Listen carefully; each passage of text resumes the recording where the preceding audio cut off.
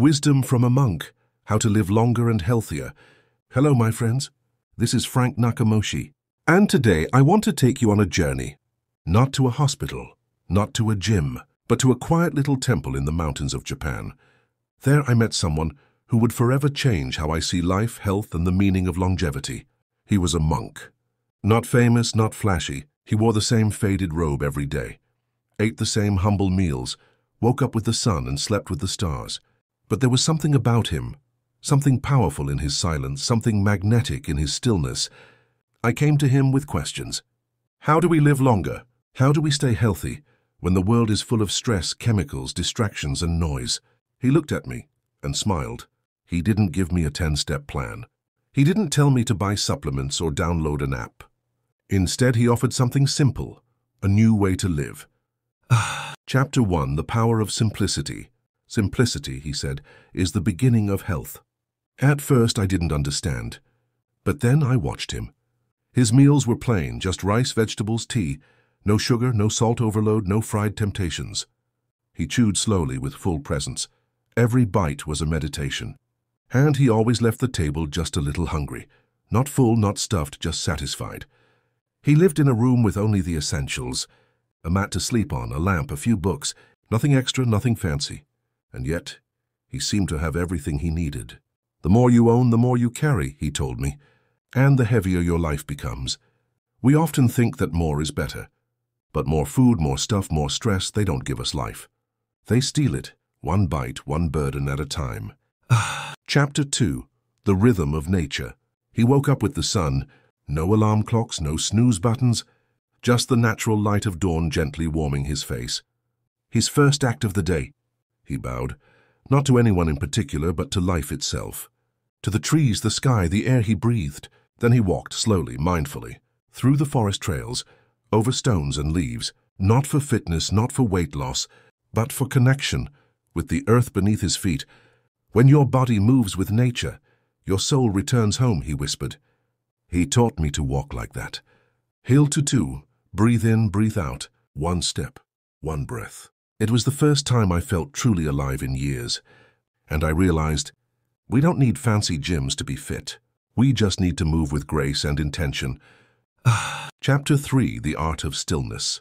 This monk spent hours in silence, not scrolling, not watching, not speaking, just being. He would sit for long stretches, cross-legged, eyes gently closed, breathing in, breathing out. At first I found it hard. My mind raced, my legs ached. But he gently encouraged me. When the body is still, the mind begins to listen.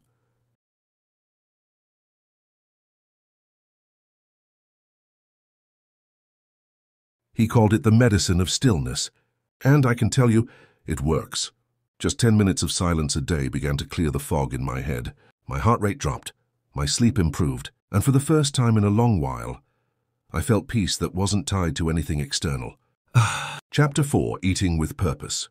Let's talk about food, because the monk had a way of eating that fascinated me. He didn't count calories. He didn't obsess over protein or carbs, but every meal was sacred. Before eating, he gave thanks, not just with words, but with presence. He looked at the food, smelled it, appreciated the work and life that went into it. He told me this: if you eat with gratitude, even simple food becomes a feast. But if you eat with stress, even the healthiest food turns to poison. Think about that. He also practiced hara hachibo, an old Okinawan principle. It means eat until you're 80% full. That one habit alone, he said, could add years to your life. Chapter 5, Breathing is Medicine. One afternoon we sat by a stream. The monk turned to me and said, most people breathe to survive, but if you learn to breathe to heal, everything changes.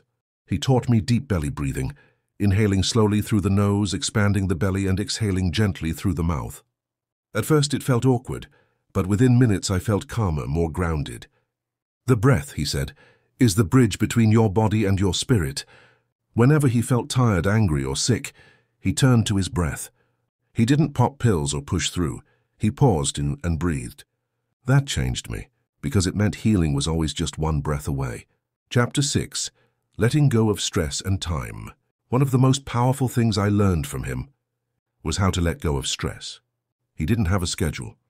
He didn't wear a watch. He followed the sun, the wind, the seasons. Time, he said, is not something to fight. It's something to flow with. That hit me hard. We live our lives chasing time, fighting deadlines, rushing to the next thing. But this monk, he had found freedom by simply letting go. He showed me how to slow down, to say no, to breathe before I speak, to pause before I act. And in that space, stress lost its grip on me. Chapter 7, Sleep as Sacred Ritual. The monk's sleep ritual was simple, but powerful.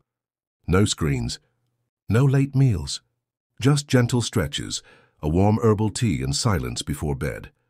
He told me, sleep is not a break from life. Sleep is how life repairs itself. He slept early, woke early, and never used an alarm clock. His room was cool, dark, and quiet. His bed?